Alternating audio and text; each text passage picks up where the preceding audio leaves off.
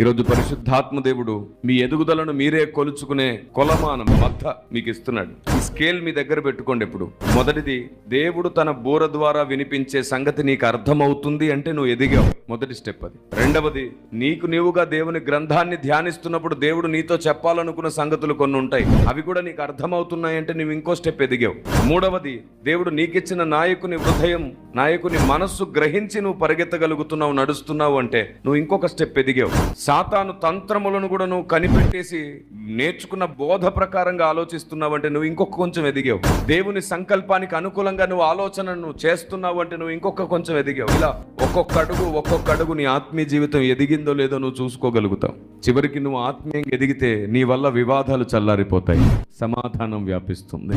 ఎందుకంటే ఆత్మదేవుడు సమాధానకర్త. నీ మాట, నీ ఆలోచన, నీ నిర్ణయం వల్ల సమాధానం కలుగుతుందంటే ఆత్మదేవుడు నిన్ను నడిపిస్తున్నాడు.